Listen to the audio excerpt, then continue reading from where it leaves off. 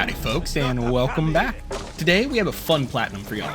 Today we are tackling Assassin's Creed Origins. Released in 2017, Origins was the first in the RPG era of Assassin's Creed. It also explores, as per the name, the beginning of what will later be known as the Assassin's Brotherhood, though it's not called that to begin with. We follow Bayek of Siwa as he tries to track down the men who killed his son, leading him on a wild chase through Egypt. Timeline-wise, this game takes place after Alexander the Great conquers Egypt, with the Ptolemaic line on the throne, and a civil war between the boy pharaoh Ptolemy and his sister Cleopatra. Origin also has 2 DLC that go with it, the Hidden Ones and the Curse of the Pharaohs.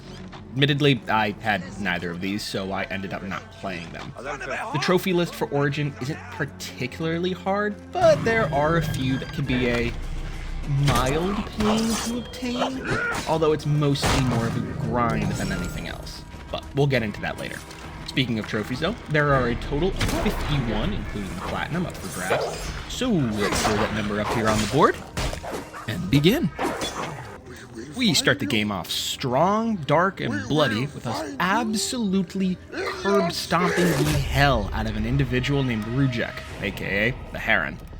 Why are we curb stomping this fat man? Well, we'll go into that later, but just know that he's one of the many men responsible for the death of our son. I will kill you all! Everyone who sniffed the air that day in Siwa! With the Heron dead and us escaping the reinforcements, we meet up with our buddy Hepzibah, who will be taking us back to our home in Siwa. He's wondering if we're going to go back to our old role of Medjay of Siwa, though Bayek informs him that this will not be the case, as we're still on the hunt for those who slayed our son. Also, side note, that's just incredibly important, Abu Bakr Salim, the voice actor for Bayek, is absolutely phenomenal. Oh my gosh, he's so good. And he is hands down one of, if not my favorite AC voice actor in the entire series. I knew I could count on you, Sammy. We're just here to talk. That's what they all say. So the Pharaoh, apparently, has set up a garrison in Siwa to, I guess, control it. Which, by the way, Siwa is basically considered a small backwater town in Egypt, so an entire garrison like that makes very little sense. Well, it seems Hepzibah has made some slight enemies of the garrison, and their version of civilized conversation requires multiple stab wounds leading to death. This is basically the tutorial section for how stealth works in the game. It's pretty simplistic. Hide in the tall grass, murder when they get close. Easy and fun for the whole family.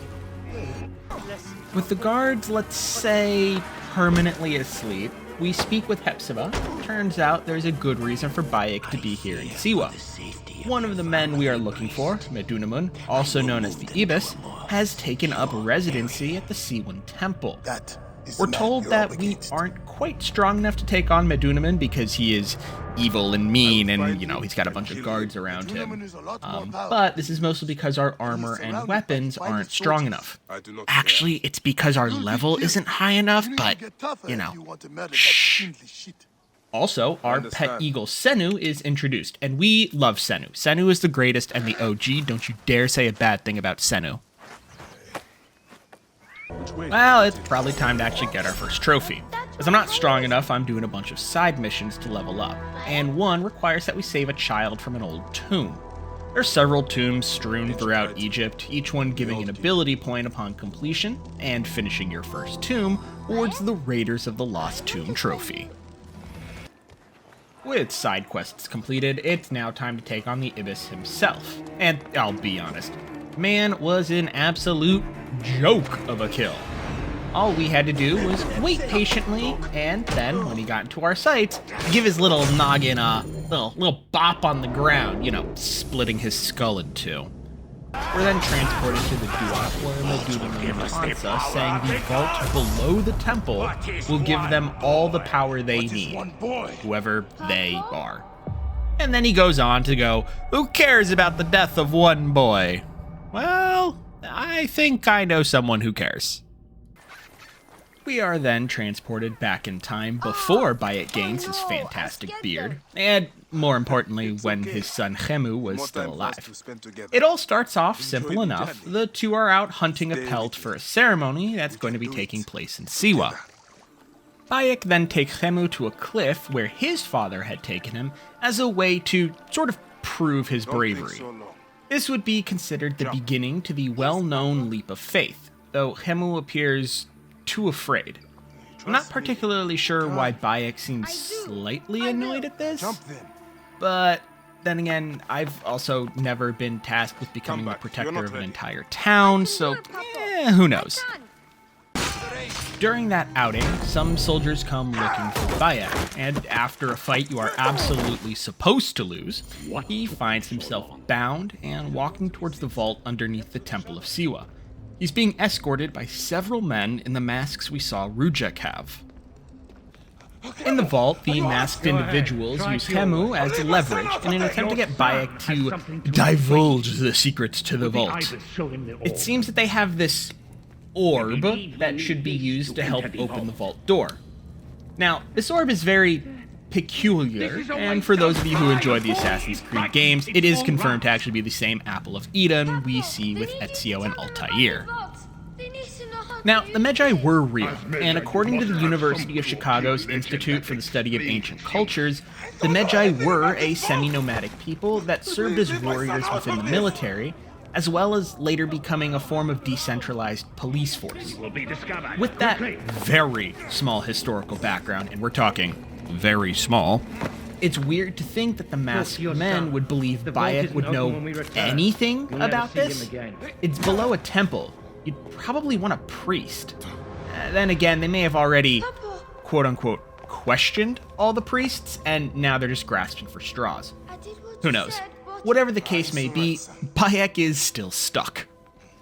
This is where things are about to get really bad really quickly.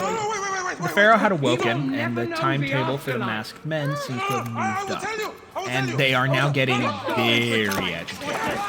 Khemu, trying to show his bravery, was able to grab a knife from the belt of one of the men. Well, see, things start to get way more chaotic, and as Bayek is able to free himself using that knife, he attempts to stab one of the masked men, who's able to move Bayek in such a way that due to his forward momentum, well, the knife finds a target, just not the right one. We are then transported back to the Duat, where Bayek uses his rage and fury, and beats Medunaman to a pulp using the orb, very much killing him for good, and sending him on the ways to the scales of justice.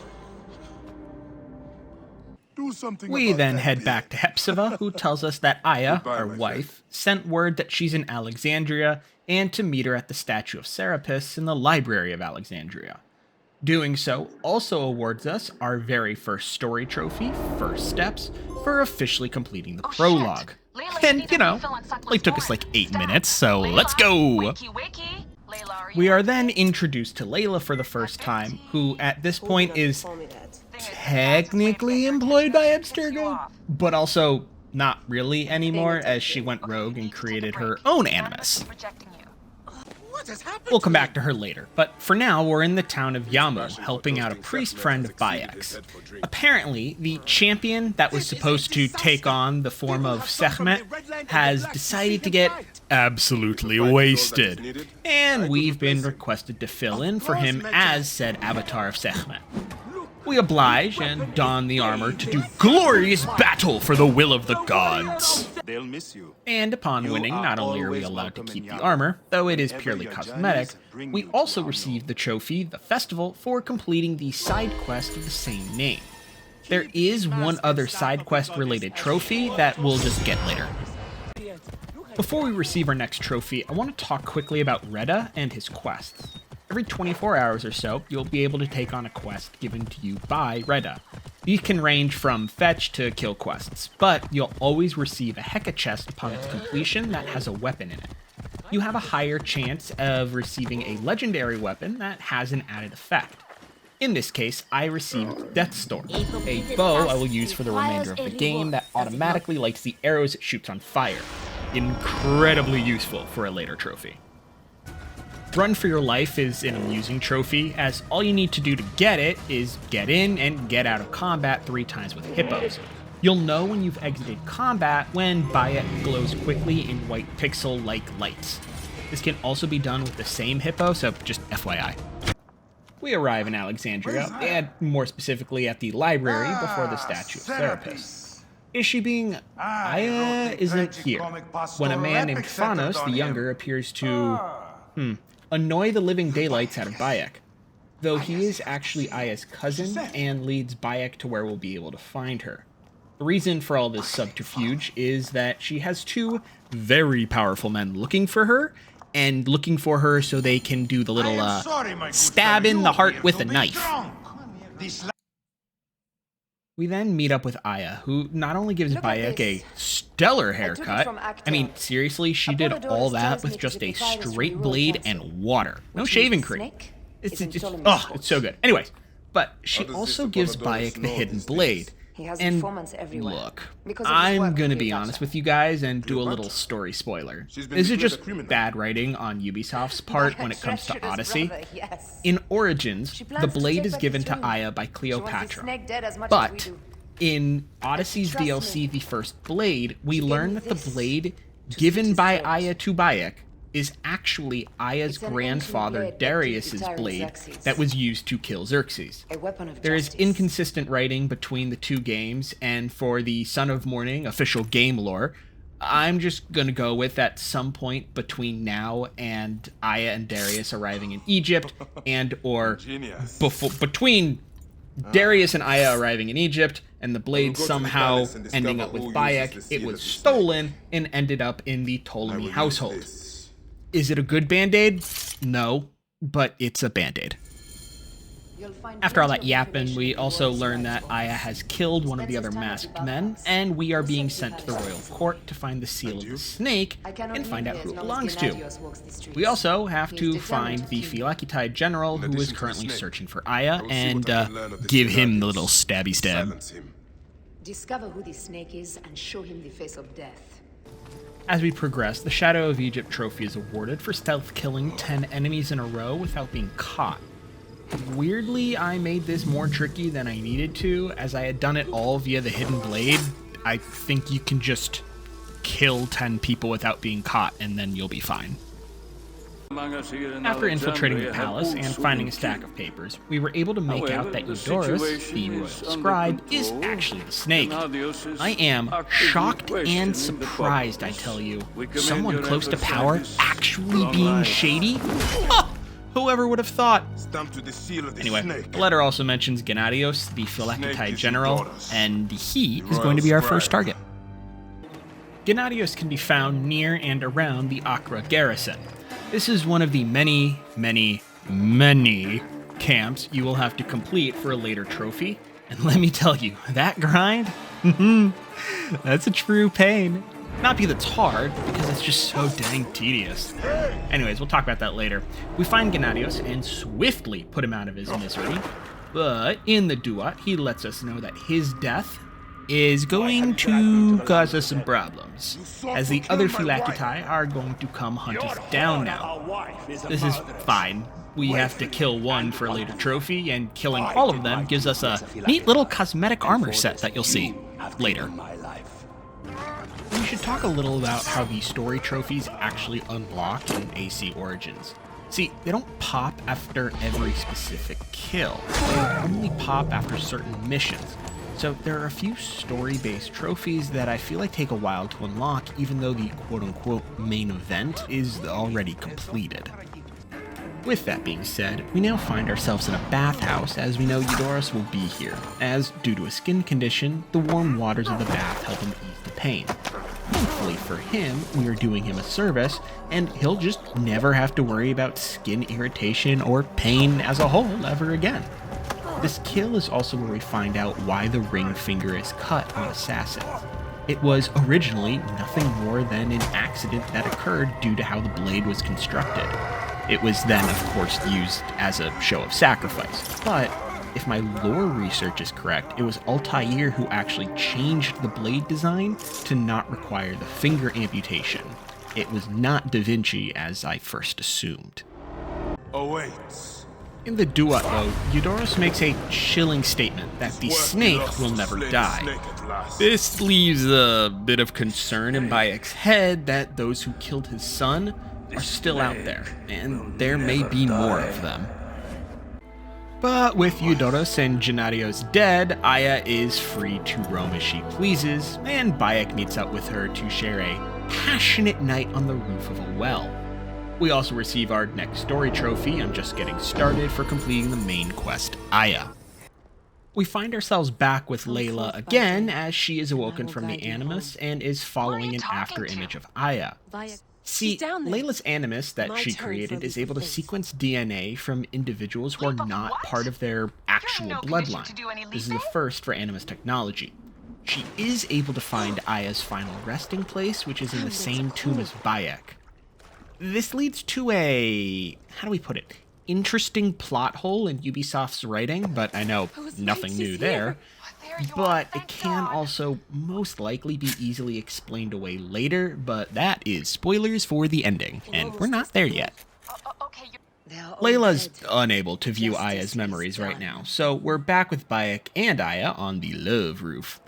Bayek makes it clear that he's unsure that the masked men are all dead, though Aya does believe that justice has been completed.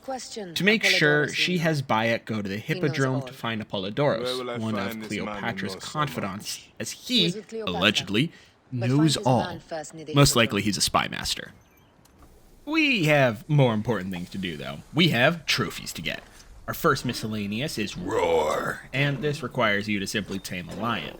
There are two prerequisite abilities you'll need, though. First is unlocking sleep darts, and the second is the actual tame lion ability. Put the lion to sleep, and just walk up and tame it.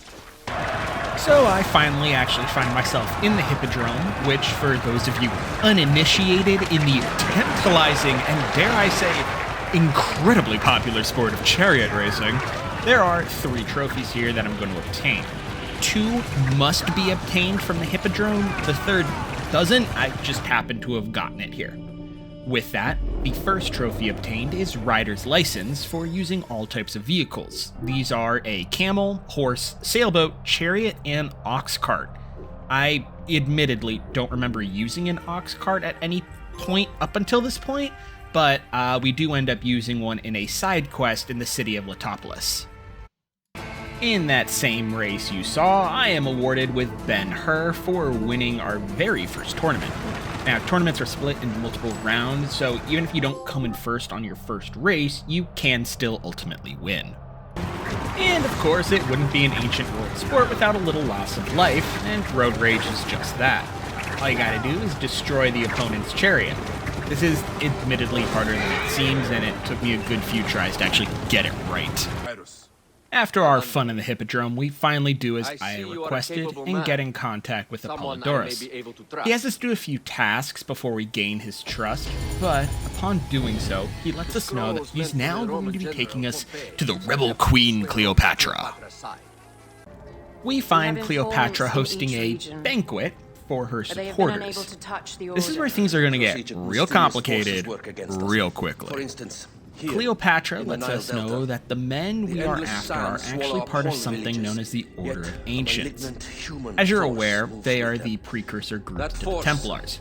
Cleopatra notes that the Order is within all layers of Egyptian society, and some are as close as those within Ptolemy's court himself. They set us upon multiple different targets: the scarab, the hyena, the lizard, and the crocodile. The snake is what they call the Order of Ancients as a whole, and Eudoros, while very much still part of the Order, so don't worry, didn't kill an innocent, was known as the hippo, not the snake. We have our targets. It's time to kill. It's also here where Aya and Bayek, though Bayek seems to be doing this more for revenge than duty, pledge themselves to Cleopatra and wiping out the Order while also putting her on the throne of Egypt. That was a lot of exposition, so let's do something a little more fun. Trophy hunting! Remember that threat from Gennadios about the whole Phylakitai are coming to kill you sort of thing? Well, it's finally time we deal with that. Here, at this camp, one of the Phylakitai, Ptolemy's fifth, has arrived and is seeking my head.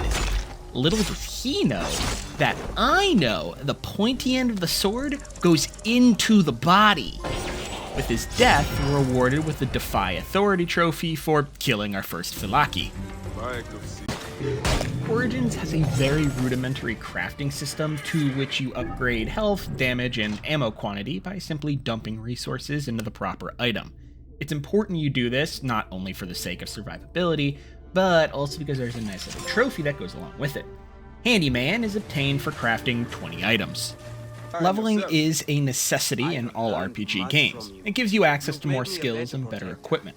In Origin's case, the standard level cap with no DLC is 40, but there's no trophy for such a feat.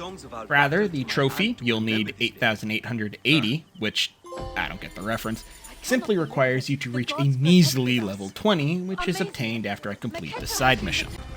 Nothing like causing a little chaos and being an overall nuisance to society. Smash is awarded for destroying 100 breakable objects. It's very easy, barely an inconvenience.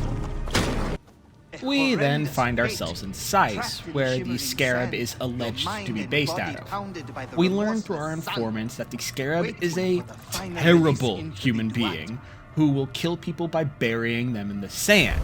I can't think of it. No, I can think of worse ways to go. That's one of them, though. That's definitely one of them, and he lets the elements just take them. We also learn that an old man named Goopa was silenced by the Scarab, but not killed. His tongue was cut out, see, and thus he cannot speak, but he wasn't killed. He also happens to be the grandfather to Koab, whose father is Tarek, the man trying to rebuild Letopolis. As he is a very well-known and well-connected individual, we're told to go speak with Tarek and see if he happens to know anything about the Scarab. That is where my husband is. Now, I could go hunt down the individual who's causing pain and suffering for so many in Egypt, or I could set up a playdate between a lion and a crocodile.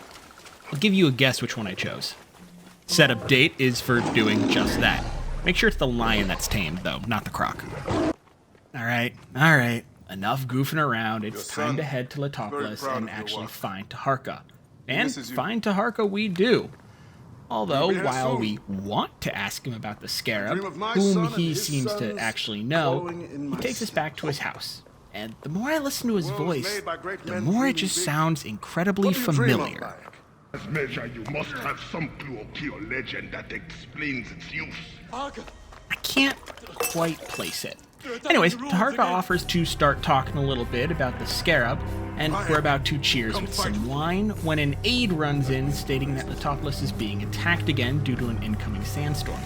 Taharqa requests our aid in holding back the raiders due to his being a Magi. We obviously agree, as he should then, hopefully, tell us a little bit more about our target. If the bandit raids stop, Taharqa knows where they came from and decides it's best to put a final end to these bandit raids.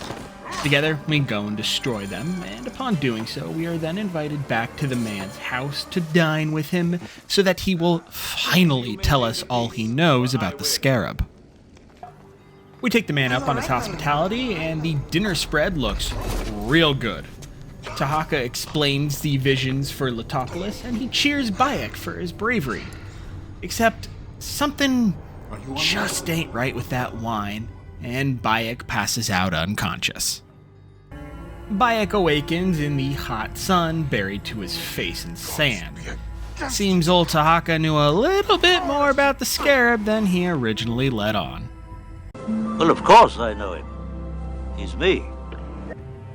Bayek is able to signal for a horse, and with a little encouragement from Senu, because Senu is best girl, Bayek is able to grab a hold of the rope on said horse that then pulls him out of the sand. Our items have been placed at a military encampment, and we have to get them back. But you know what? Let's get ourselves a trophy first. Free Like a Bird is obtained for using Senu for a total of 30 minutes. A very easy trophy that you're just gonna get naturally. With weapons and armor back in hand, we find Taharqa praying at the shrine, the devil. It's nothing but a quick, short fall, quicker stab, and the man is dead. He goes on and on about his great work and how it won't be completed and how he'll be remembered and blah, blah, blah. He was an absolute monster who he cut out his own father-in-law's tongue. So, you know what? He just needs to learn to die with a little dignity. The situation gets a little awkward when his family finds us over his corpse, I'm but sorry, my we son. explain that Tahaka was the scarab, and Goopa acknowledges that this is true with a nod. 1 down, 3 to go. We also received the trophy The Scarab for completing the Scarab Lies. We then immediately find ourselves as Aya, as the Animus has been able to sequence her memories. Here, we see her on the high seas trying to find Pompeius Magnus to offer an alliance between himself and Cleopatra. This is interesting because at this time, the Roman Civil War, started by Caesar mind you, is in full swing, and Pompeius is currently on the side of the Roman government. It's interesting because this is also the precursor to the type of ship combat that you'll see in Odyssey. We find Magnus on a ship, and after a quick conversation about how amazing Cleopatra is and how powerful she is and how beneficial an alliance would be, Magnus agrees to the alliance and lets us know that his fleet will soon be ready for Egypt. Why was any of that important? Well, outside of story reasons, it's because we also get the trophy The Sea for completing the mission Pompeius Magnus. We are making some dang good progress. Our next hunt target is the hyena, but before that, triathlete is obtained for swimming 1,500 meters, riding for 40 kilometers, and running for 10 kilometers. That is, of course, 0.9 miles, 24.9, and 6.2 miles, rounded to the nearest tenths place for my freedom viewers. Now, the hyena mission sequence is relatively short, and we get our information and our whereabouts pretty quickly, although we did have to use a very shady merchant to do so. We had to, are you ready for this? Pay him money and steal a horse for him. Although we didn't know we were stealing a horse, we thought it was his. Before we, ended up getting anywhere. Now, the hyena's name is Howdy, and she's been searching, scouring, and killing the entire desert in an attempt to get as much silica as possible. For what reason, though? Well, these remain unknown. I think I know what dark deeds Khaliset was after here. We find the hyena in Khaliset was doing an old a pyramid, ritual. though she seems He to have began by found something calling that to is Osiris with these offerings. most definitely knife to not sacrifice a Egyptian. captive. It appears that collected she's their found blood in for some dark Isu. purpose. She was attempting to I'm not learn these entirely strange sure what it symbols. is, and she's must trying have to found them in this decipher its room. meaning, Once she believing knew it to the be some symbols, sort of portal or she language carved of them the here. gods. She ended has the the ritual with belief one that the final prayer silica over she's the been sarcophagus. collecting may be able Khaliset to must be help trying bring to her bring daughter someone back to life. But just who is buried down here? As expected, Khaliset comes from the shadows ready to strike, though thankfully her first arrow missed its You lost target. your child. The two quickly banter, but there is absolutely no way there is going to be a peaceful ending here. She's gonna die, or Bayek's gonna die. And I can tell you who ain't gonna be dead. A fight then spills outside into a massively raging sandstorm. This fight wasn't necessarily difficult, it was just a tedious one. She uses smoke bombs to disappear, though if you know what's going to happen, you can actually just watch which direction she runs away to, so you don't have to worry about triangulating a position based off the fire arrow she shoots. I was finally able to get in range and deliver the killing blow, sending her straight to the Duat. Khaliset, in my eyes, seems more like an individual of opportunity and tragedy over the other members who are looking for just more control in general. All she really wanted was her daughter back, and if we're being honest, a couple little changes to Bayek's character and a little bit of changes to his moral compass, I could easily see him being in the same position if Khemu had died from other means. In the end, though, she sided with the Order, and for that, she will die. With her death, we are also awarded with the Hyena Trophy for completing the mission of the same name. With the hyena dead, we move on to Memphis, where we're on the hunt for a lizard. According to the head priest, his wife has miscarried multiple times, and the divine Apis bull is incredibly sick. No amount of prayers appear to be working, and as a whole, Memphis is dying. The priest tells us to please go check up on his wife, and specifically her seer, as they might be able to help with something, though he admittedly has no idea what it could be. beside you as they strike us down. And so over the river and through the streets to the seer's house we go. We know not what we'll find beneath, but hey, it's time to go. It seems they're practicing some sort of, I actually have no idea. I know this is a ritual of sorts, but at first I assumed it to be a fertility ritual, but it may also be a foresight one? I really don't know. In any case, when Bayek enters, the seer knows him immediately and calls him the Deliverer. And dude, I'm no midwife. I have no idea how to deliver any baby. He had other plans though, and makes us drink some weird concoction that sends us into a wild dream.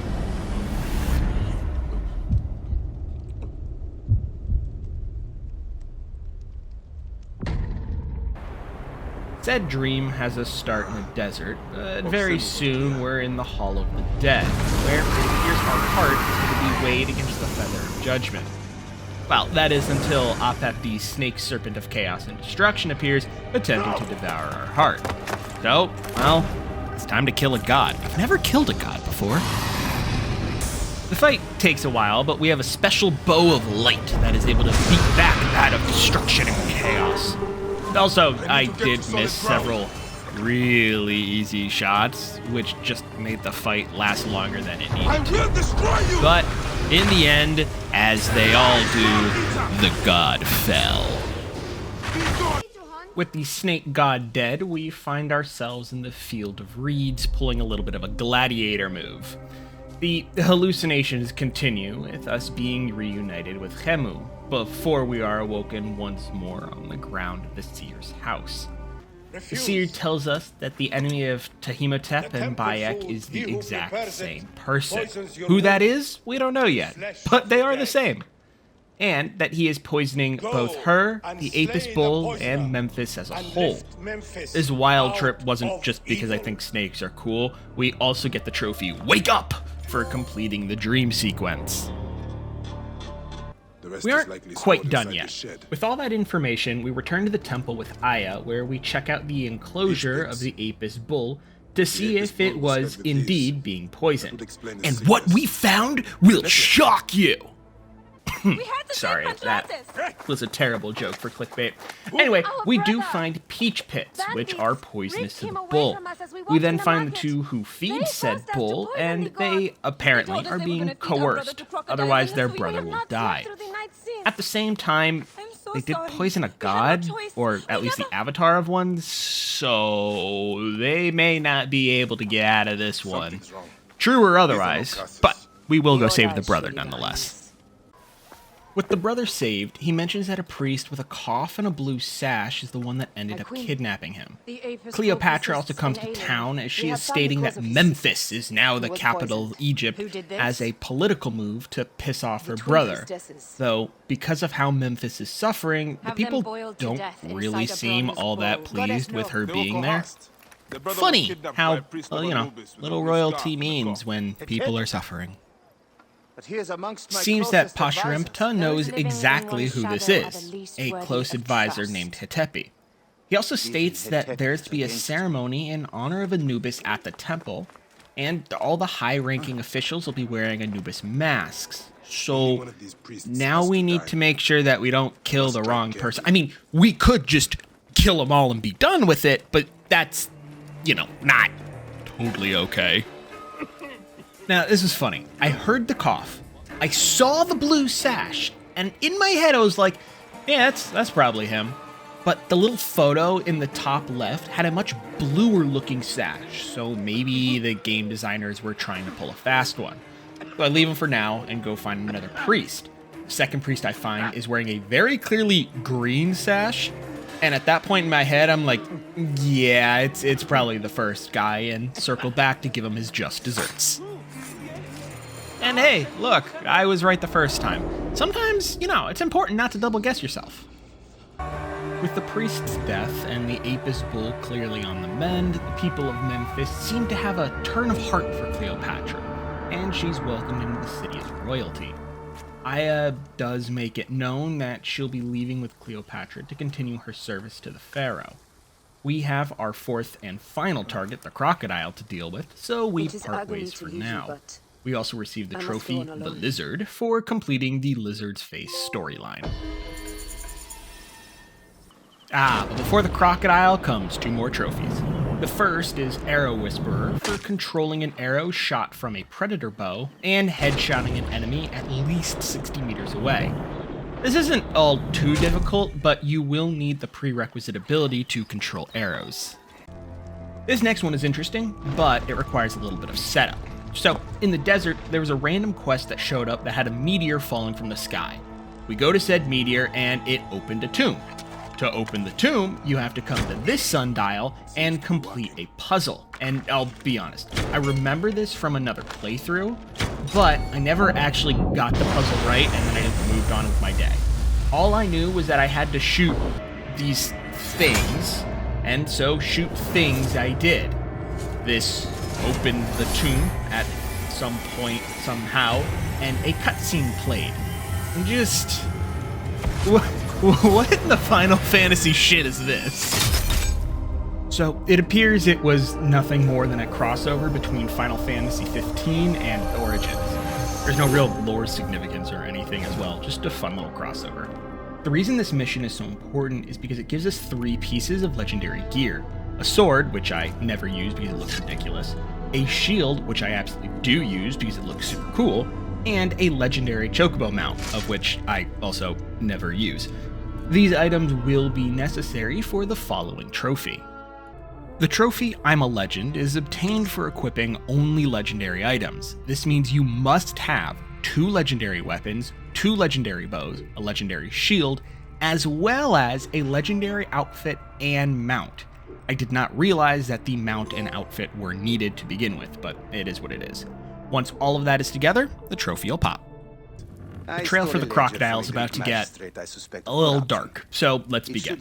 We start out by heading to the Fayum, where we meet with Apollodorus' contact Hotefres. He is a landowner in the Fayum and was able to obtain, through very legal means, a ledger that should most likely have the name of the crocodile, as well as potentially other names within the Order of Ancients. Hotefres sends us away to speak with his wife Henut and gives us a doll for his daughter Shadia. Reason being, the ledger's actually with Henut, but Hotefres is acting like he still has it as a way to protect his family. We find the 2 of them at a poorhouse helping out, and we give the doll to Shadia, while also requesting the ledger with the names. Henut tells us that the ledger's at their house, and that Shadia would lead the way. She, Henut, also states that apparently she's got another meeting with soldiers to question her about... whatever. It seems like a pretty normal occurrence, though, and that she'll meet up with us afterwards.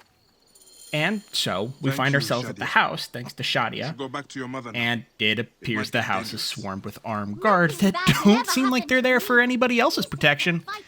Inside, we find a note written by Shadia that she found the ledger and she's going to hold on to it so that her dad can come back. No. Shadia wrote this. She has the ledger. We run back to the alms house, but one of the people there tells us that soldiers took Henut and Shadia, which has never happened before. And, well, if you've played this game, you know what comes next. If you don't, just make sure to give your kids an extra hug if you have any. We find Henut crying on the pier, as apparently someone took Shadia and drowned her. They even got the ledger from her, and they still killed her. Just... people suck. According to Hotefres, the only thing Henut has stated was that there was a rather large men with red hair, most likely gladiators from the arena in Crocodilopolis. Our next objective is quite clear. This monster uses fighters to do his bidding. We do get another trophy before heading to the arena, Archer of the Month, and this is obtained for killing an enemy with a bow while time is slowed down in midair. This, well... Alright, I don't think I actually deserved this one, if I'm being honest. Also, the trophy popped before I killed him, right? Yup, replay camera shows it popping before the arrow leaves the bow. Weird. We now find ourselves in Crocodilopolis at the arena, though it appears that we're not being allowed entry as a gladiator as, and I'm quoting the owner here, I already have an Egyptian. That, dick.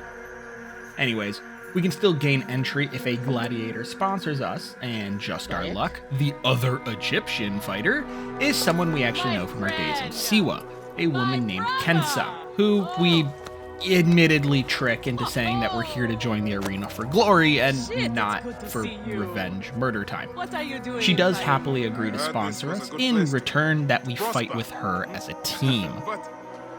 Also, it wasn't until I was editing this that I realized this voice line is not the same as the other voice actor. They changed it in post or something.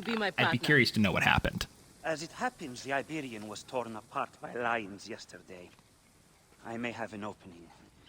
And if Kensa vouches for you, you will need a title if you're going Weird, right? Like, his voice gets it's cool. Anyway, we'll move on. Alright, so welcome to the arena. There are 2 trophies we'll be picking up here, but more on that in a minute.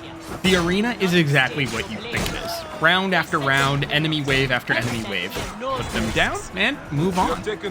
Well, as we're fighting, we learn that some gladiators get special missions given from... who knows? And when we ask, we are quickly told to shut up, or we may have an accident. The arena is dangerous after all. At one point, Kensa actually gets sent away on one of these missions, meaning that we'll have to fight alone. No real issue, though. And when she gets back, we have proven ourselves that we finally get the chance to take on the Gaelic brothers, the 2 men we believe to have killed Shadia. Alrighty, kids, it's time for the spectacle you've all been waiting for. Bayek and Kensa versus the red-haired demon Gaelic brothers. Who will come out on top? Who will be clotting the sand with their blood? There's only one way to find out. Head to www.pleasedon'tgohere.com to get your pay-per-view slot to watch this duel unfold. And with that, let us begin. For whatever reason, this fight was incredibly frustrating. Viridovek's, the scythe user's attacks, were just always seeming to hit me. And this really does not bode well for if I ever attempt a Souls game. Diavakos is a brute who just hunts you down and mercilessly beats you to a pulp. My idea was to whittle one down and then focus on the others. During this fight, though, we do get our first arena trophy. The bar above the health bar is your adrenaline meter. When it's full, depending on the weapon, you'll do a different overpowered attack. Well, for the trophy Fatality, you must use an overpowered attack to kill an arena boss. Knowing this, Viridovek's is on the receiving end of my blade, thus giving me that beautiful silver trophy. With the battle won in favor of Bayek, he becomes enraged and starts questioning the 2 warriors immediately. They claim that they were not the ones that drowned the girl, and that the person we're actually looking for is the old lady. She is the crocodile, and one of the patrons of the arena. Kensa also realizes she's been tricked by Bayek, and admittedly takes it a bit better than expected. She asks why Bayek didn't talk with her about it, as she would have helped, but he's so far gone in his rage for the death of Shadia, his only real answer is that of mistrust. Which, yeah, fair, all things considered. According to Hotefres, he knows the old woman. Her name is Berenike, and as he put it, she believes herself to be the reason for Fayum's success. We're told of her location being near a large fortress as well as right next to her villa. That is going to be our target. The old woman, the child killer, will die. I head to the granary, and could I have been sneakier and not pissed off the entire garrison? Probably. But where's the fun in that? Plus, I'm an angry man hell-bent on killing this elderly lady. No snot-nosed guard is gonna get in my way. Though, it does seem the crocodile has hired Kensa as her personal bodyguard. Maybe this was some attempt to make me feel bad. Who knows? It didn't work. I slaughtered her like the rest. If you protect a child killer, you're no better than the child killer. Anyways, we finally catch up and silence the old woman for good. The crocodile says, who cares about one kid, and blah blah, she did it for the good of Egypt, and blah blah. Bro, you killed a kid, and you know what? It kind of puts it best. But for now, all that matters is that you killed Shadia, and the last word you will remember is her name, Shadia! Absolutely fantastic. I love it. We also receive our next trophy, the crocodile, for completing the main quest, the crocodile's jaws. We are incredibly close to the end of the story, but a few more trophies to pick up first. But before that, we wake up again as Layla, though this time we appear to have been forced awake by our companion, frantically calling over the radio. Abstergo has found us, and they are none too pleased with our theft and/or modification to the Animus. So, they sent a death squad after us, and our companion, sadly, did not make it. Though we did teach the agents a thing or two about stealth. Okay, enough sadness, back to trophies. This next one, I'm done learning, is acquired for simply choosing one of the 3 mastery perks at the end of the perk tree. These can be chosen multiple times for incremental buffs. Okay, so remember the arena? You know, the thing we just did to find the crocodile? Well, we got our first trophy from it, now we need to get the second. The second is obtained for completing the entirety of the Crocodilopolis arena. This includes going up against the Gaelic brothers again, as well as a new guy known as the Slaver. There is another arena in Cyrene, but weirdly enough, you don't actually have to do anything in that arena for any trophy period. Anyways, once you put everyone in the arena out of their misery, you will obtain the For Those About to Die trophy. Here's a fun one. Reduce, Reuse, Recycle is achieved for selling 100 trinkets at once. You obtain trinkets by just looting everything, be it corpses or chests. You just need 100. What I don't know is if the animal pelts that you get from killing animals count towards that total. Otherwise, I would just make sure you have 100 actual trinkets and don't count the pelts. We then followed up with the 7 Farmers Trophy, which is obtained for finishing the side quest of the same name. I'd go into a little more detail, but there was nothing special about the quest. It was just there. Why they made this quest a trophy, I'll never know. And before we officially finish the story and get into the cleanup, one last trophy. Master Diver is obtained for completing 15 underwater locations, which you'll just get anyway to finish the completionist trophy, which we'll get to that. But with that, let's whip through the story and its related trophies. We find ourselves in the town of Heraklion, where we are going to be meeting up with everyone. And upon our arrival, we have a conversation with Cleopatra, who states that she has 2 more names for Bayek. A bit of an argument breaks out between Bayek, with his argument being, I just want my son's soul to go to the afterlife, I really don't care about your royal crap. And Cleopatra going, I'm your goddess and you'll do as I say. Which, I don't know, it feels like kind of weak. But she then takes us down to a pier while letting us know that there's already been one assassination attempt on her, and they are tangentially aware of another one. She also lets us know that the 2 new individuals are the Jackal and the Scorpion. Both must die, as they are believed to be part of the assassination plot. The Jackal, known as Septimius, is the man who killed our son, according to a lower member in the Order that we had captured and, I'm gonna go with interrogated, but really tortured. He lets us know that Septimius's Phylaki, Venator, is in town and is most likely the one who is planning the assassination on Cleopatra. He should also be able to give us the information we need to actually track down Septimius. So, it is now time to kill Venator.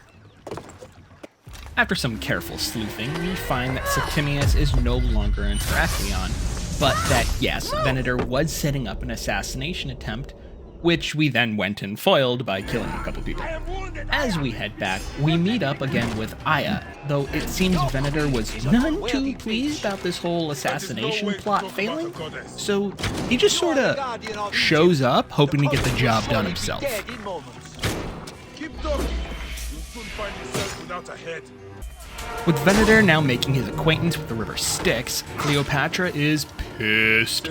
She's tired of the Civil War, and more specifically, she's tired that she does not yet have a throne on which to sit on.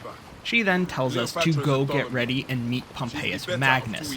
She's calling in her alliance with him. Side historical note, Magnus, also known as Pompey the Great, was one of the 3 a part of the Roman triumvirate with Julius Caesar, before Caesar started the Civil War, which would then see the destruction of the Roman Republic and the beginning of the Roman Empire with Caesar at its head. for many Well, wounds. as we close in on Magnus's position, we see nothing but dead Roman soldiers. None of Ones who are Ptolemy's clearly negative not Septimius's, and the worst is Unceremonious. then seen. Magnus's body is attached to a spear with his head Septimius gone, beat us. most likely taken as a trophy. It seems Septimius's men got to him before we did. This is also another real historical event that No, it actually can't be. happened. It's very interesting.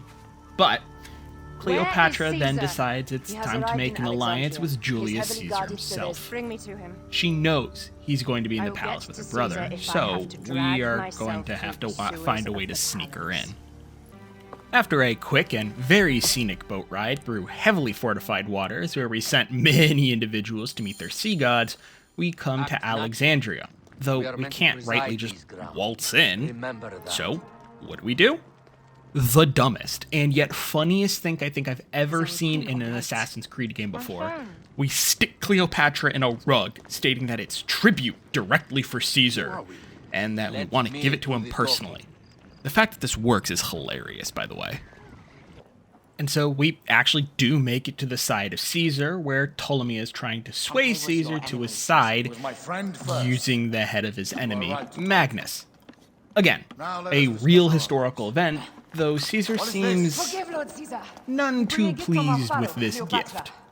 We then make it clear we are Cleopatra's envoy, and after his snide remark about a rug, Cleopatra enters scene right. She offers herself in marriage to Caesar as a way to unite Rome and Egypt. Ptolemy, then, being the boy king that he is, threatens war if he allies with Cleopatra. True marriage, that There's a joke to be made here about who gave better head, but I'm not crass enough to make it. Yeah, I am. Enough of the big words, little brother. After it's clear Caesar has chosen Cleopatra after a rather, let's call it passionate night, she requests that Aya find a way to enter and open the tomb of Alexander the Great. We agree and start swimming through sewers as a way to open the very stuck gates and allow passage. We are able to open said gates and Caesar's allowed entrance into the tomb. Interestingly enough, though, the actual tomb that is holding Alexander is also holding a rather interesting staff that looks like it can hold a rather familiar spherical item. And that's when a civil war breaks out. A man named Flavius comes running into the tomb, stating that an envoy has been taken prisoner. It seems Ptolemy is unhappy, let's say, with Caesar's choice and has now lashed out like a petulant child, except that petulant child has an entire army at their disposal. We then dispatch ourselves to find said envoy, and what we find is really not good. It seems the envoy found out that Septimius is planning an attack on Caesar and Cleopatra on the orders of the Lion, the head of the Order of Ancients here in Egypt. The plan is to attack the harbor and capture Cleopatra within the walls of the palace. We also happen to have learned the identity of the Scorpion, the second man Cleopatra told us about. He's a man named Pothinus, or Pothinus, depending on how it's pronounced. And as Caesar puts it, we're going to war. He hands Bayek a pouch of something that'll change the color of the flame on the Pharos, also known as the Lighthouse of Alexandria.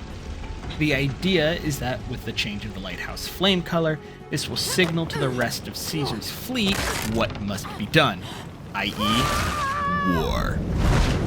They will then meet with the fleet further away from Alexandria and take the fight to Ptolemy's forces. Bayek, being Bayek, gives the pouch to Aya as she requests it, as Caesar was very clearly not thinking a woman could do the job right. Shows what he knows.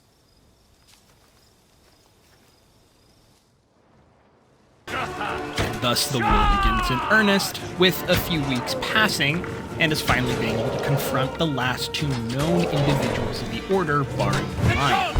The first is the Scorpion, Pothinus, riding a giant war elephant. Make sure you guys know how to take these out efficiently, or at least not die. There will be several more more elephants you'll have to kill for future trophies. And if there's anybody in here that's part of an animal rights group, I'm sorry. I promise no more elephants were harmed in the death of Ptolemy.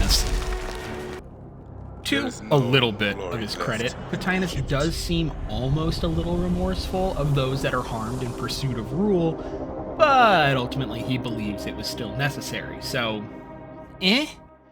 With him dead, though, Caesar lets us know that Septimius is close by in a neighboring village, and we are finally going to be able to go kill our son's killer. Finding him was easy. Beating him was even easier, good lord. But when we went for the final kill, who else jumps in to save him but frickin' Julius Caesar himself? Seriously, dude? Oh, he's a Roman, so he deserves a Roman trial, my butt. You just let me slaughter how many other Romans? But he's cool. He's cool. Okay. Alright. Yeah, in case you're curious where Septimius ends up, it's not in jail. No, it's at Caesar's right hand, standing next to Cleopatra, as she states she's the one true pharaoh of Egypt. Cool. Cool. We've been betrayed by those in power. Who would have thunk? Is Caesar protecting the order? There are compromises to make a queen of Cleopatra. The man who killed our Yeah, son that's is your always ally. the go-to scapegoat statement when it comes to broken kill him. promises. You realize? There are compromises to be made. Sure, buddy, sure. You could also admit that you had the rug pulled over your head as well, but as with all things, it's easier for those below to simply assume there was just information you were not privy to, rather than, you know, maybe that you've been hoodwinked. I will ease this for To his us. credit, though, Apollodorus does seem to feel bad for the two, and he will try to still help them, though they appear to care little for his help. The two head back, and Bayek gives a rousing speech about brotherhood and here and blah blah blah, but now this is where we can start to see the true formation of the Creed and of the Assassin Brotherhood, although they will be called the Hidden Ones first.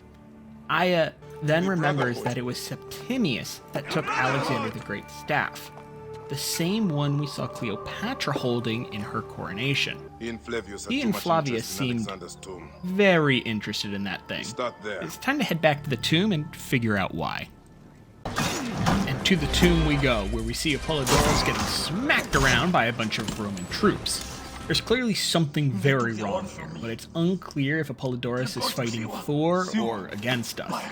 When all the soldiers are dead, and in his last breath, Apollodorus lets us know that it was Flavius who was behind it all. He is the lion of the order, he took the staff, and he took the orb from Apollodorus. The two are now headed to Siwa, and our people in Siwa are in trouble.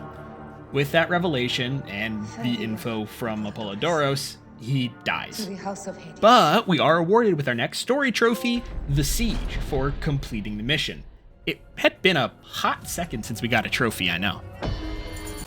Arriving in Siwa, and it is really bad. All the Siwan townsfolk are in some sort of trance-like state and are unable to communicate, writhing on the ground in pain, I think. Well, we deal with the Roman force that was stationed here and are finally able to enter the vault in the beginning of the game. Inside, we see a few things. The first is a massive globe with the same strange markings we've seen in other locations. Gods themselves. More importantly, though, we do see, sadly, the body of Hepzibah. Here's the It story of appears that he mankind. was trying to protect this place when Flavius and Septimius arrived, and, well, they slaughtered him for it. We're gonna kill these monsters. We bring Hepzibah to his resting place, and according to Aya, Flavius is headed to Cyrene and Septimius to Alexandria. It's also here where the turmoil between Bayek and Aya's love comes to an I don't end. want to let go, Well, but for now, seeing as how they're actually buried together, it most likely does not last. But for now, two separate to kill their own me targets. too. We jump ahead and find ourselves in Cyrene, and we meet a statesman called Diocles. He lets us know exactly where Flavius is. He apparently is ruling from the Acropolis at the top of the hill, and is very much preparing for war. Well, it must suck to be Flavius right now, because so are we. Sort of. We do have one more trophy to get before we finish the story trophies and enter the final cleanup. Overdesign is one of those fun trophies that at first seems difficult, but in practice is pretty simple. All you have to do is kill a poison enemy that is level 35 or higher with a torch in less than 30 seconds. So, weaken using a normal weapon, poison with a poison dart, and the last bit of damage just smack with a torch. Easy peasy. And now, we find Flavius in his Acropolis with his orb. It's time we finally end his reign of terror. The fight isn't hard, just more frustrating than anything else. He's constantly disappearing and reappearing, using the orb, and he's able to summon ghosts of the other Order members, though they die incredibly quickly. Finally, after a good couple minutes of combat, we finally put Flavius in the dirt. A following conversation with Flavius as he dies was difficult for Bayek. He realized he's having a hard time finishing the job, as with Flavius dead, this would mean that Khemu's soul will officially be able to go to the Field of Reeds. In the end, though, Bayek is able to come to terms with letting Khemu go, Flavius dies, and we get our penultimate story trophy almost there for completing the final weighing. Never be found again. Skipping ahead a bit, as it's nearly the end, and what matters is this last mission with Aya for the trophy. Aya travels to Rome to finally put an end to the Order, as Septimius is traveling with Caesar to the Senate in his bid to gain complete control of Rome. As Caesar enters the Senate, Septimius spots us, and we do glorious battle! He's definitely a bit harder than this go-around. I don't know if you guys caught that either. Caesar's now the head of the Order, which, okay, fair. And this, more importantly, is the first time the term the Father of Understanding is given, at least to my AC knowledge. Presumably, this is where the Templars get the phrase from, so we can thank Caesar for that one. With Septimius finally dead, all that leaves is one more man. Julius Caesar himself. And as a student of history and a fan of several of the historical accuracies that Assassin's Creed does, man, do I feel like Ubisoft really dropped the ball here on this last little bit. Let me show you and explain. So we're walking up here to Caesar in the Senate. This is the event that everyone knows when it comes to Julius Caesar. He gets stabbed to death by all the other senators. My first slight disappointment with this end scene, albeit I admit it's not historically accurate per se, but it's incredibly well known. In Shakespeare's play of Caesar, when Brutus stabs Caesar, Caesar goes with this famous line, "Et tu, Brute," which means in Latin, "You too, Brutus." So why did they A, not just have him say the Latin term, or B, why did they have him say "my child" instead of Brutus? It feels like an oversight. For anyone else who's super into history, please let me know. I'm very interested. My second and more historically accurate annoyance is the conversation between Aya and Caesar. First off, I'm always going to love the line, "Freedom is not given, it's taken." Because, well, it's not wrong. More importantly though, Aya uses the well-known term "requiescat in pace," meaning rest in peace in Italian. And this is what is famously known the assassins say when they kill someone. They say it in multiple different ways. Requiescat in pace, rest in peace, so on and so forth. It became well known because of Ezio. But the modern Italian language where that would have come from didn't exist in time at this point. Neither Aya nor Caesar would have known Ezio's version of Italian if Italian even existed at that point, as Latin was still the dominant language. Again, am I being nitpicky? Yes. Do I care? Nope. The final scene with Aya basically shit-talking Cleopatra is amazing. I know Aya sometimes can get some hate online, but I absolutely love her as a character. Actually, both Bayek and Aya are just superb characters in general. I appreciate how Aya basically tells off Cleopatra that if she doesn't get her shit together, she will kill her without a second thought. Love that. Anyways, the game ends with a beautiful cutscene that I admittedly just don't have time to play in this already long video, but I highly recommend you go watch it. At the end, though, we receive the final story trophy, the end, for completing the epilogue. It's now time for the cleanup, folks. I promise to make this as painless as possible. You've been fantastic. Remember those elephant fights from before? Well, at the camp of Katesh and Reshef, you have to take on two at the same time. When you bring both of them low, you're going to be awarded the harder they fall trophy. Don't worry though, there are several other war elephants that you're going to have to kill for the completion trophy. I can see my house from here is an easy trophy, and I really shouldn't have taken me this long to get. Literally all you have to do is go to the tallest point in the Black Desert.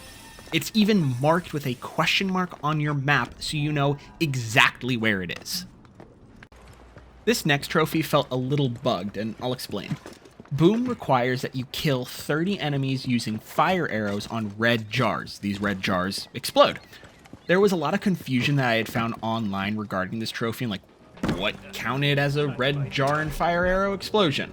So remember from the beginning of the video, I had obtained the Death Storm bow that set its own arrows on fire. Well, I'd been using this same bow throughout the entire game and the trophy still had not popped. In part because I have a feeling something wasn't ticking properly internally when it came to the kill count, in so much that the fire from the barrel wasn't necessarily killing the person, but that maybe oil on the ground that was set on fire was.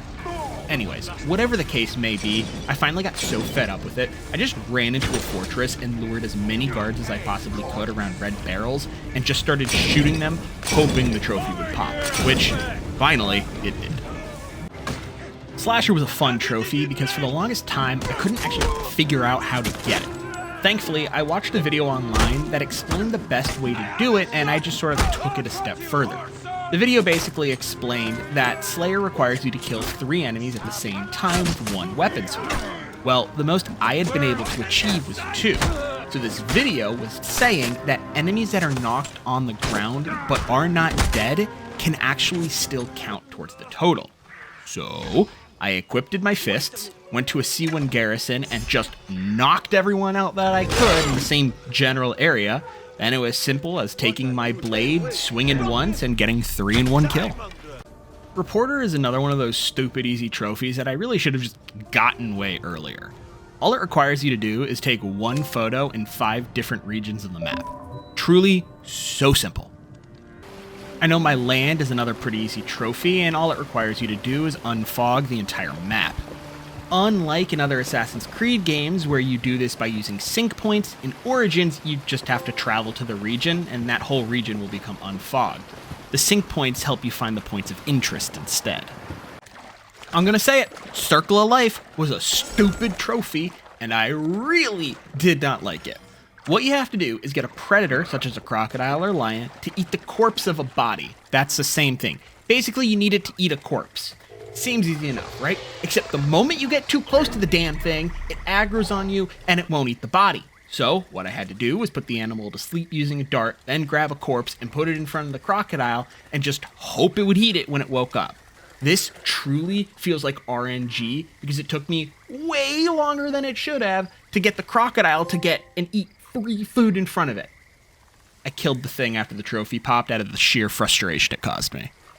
Now is a pretty good time as any to talk about the completionist trophy, as these next 3 trophies all are basically prerequisites.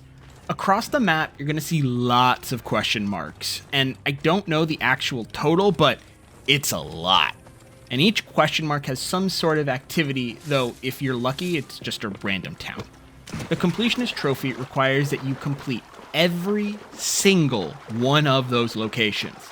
This means not just discovering the location, but actually doing the objective, whatever it might be. It gets very tedious and very monotonous, but it all leads up to the actual completion trophy. So for this first trophy, Where Is My Black Flag, it requires you to kill 8 captains of ships. These ships are found on the water, obviously, and you'll know they are the right ships because the objective of the location says kill captain and not get treasure. Next is Words of Wisdom, and this is obtained for completing all the hermit locations. Very simple, all you have to do is rest at the designated spot and the location is completed. You'll also get a skill point, which is always just very nice. And finally, before the big boy himself, is Stargazer for completing all 12 of the Standing Stone constellations. Nice little touch to the game, and also necessary to get the cool Isu armor you're about to see. And finally, the big boy himself, old habits for completing every location in the game. I could do a whole video about the frustration and monotony of this trophy, but in reality, it's just not worth it. So here you are with the pop, and let's move on before I get into a rant. God, this trophy was so dumb and purely RNG. Overheating requires you to hallucinate bugs falling from the sky. Just go to the desert and walk around till you start to see mirages. That way you'll know you're in the right frame of mind, let's say. The bugs will fall at some point, but my God, did I hate waiting for this. Literally took me about 30 minutes of just wandering around. Namaste, another super easy trophy. Shouldn't have taken me this long, but all you need to do is meditate 30 times. That's it. Super easy. And finally, our very last trophy before that beautiful platinum is its elementary Dear Bayek for solving one of the papyrus puzzles. Thank all the gods you do not have to do all of the papyrus puzzles to get this trophy, otherwise this would have been a significantly more painful grind. And with no introduction necessary, the Platinum Trophy Earn Them All for Assassin's Creed Origins is obtained, adding yet another beautiful Platinum Trophy to the collection. This was a fantastic game, minus the completionist grind, but even through all my complaining, I really enjoyed it. The story was fantastic, the characters were superb, and if you somehow haven't touched this game, I cannot recommend it enough. This, of course, leaves only one final Assassin's Creed trophy left before Shadows, AC Odyssey. And boy, oh boy, am I excited. But I need your guys' input. I focused a lot on the story in this video, and it took up a significant amount of time. But it was so good, I thought I needed to highlight it. Odyssey is even longer, and the story more complicated. Would you guys like a shorter video with a heavy focus on the trophies, or a longer video with a heavier focus on the stories and the trophies obviously put in, just not as necessarily important? I'm still ideologically trapped on which makes for a better video and which makes for better content, so please let me know. In any case, before we head off, please feel free to check out my second channel as well, Aquology TCG, that's AQUOLOGY, where I'll be posting videos and shorts on my new trading card game by the same name, as well as giving pointers on how to make your own. I have over 15 years experience with TCGs, so I hope it can help someone out. The link is down below. Otherwise, thank you for dealing with my little self-promotion there. But thank you all for watching and supporting. I truly do appreciate it. The hope is to hit at least 1K subs by the end of the year. But with that, I hope you all have a great rest of your day, and I will see you in the next one. Peace!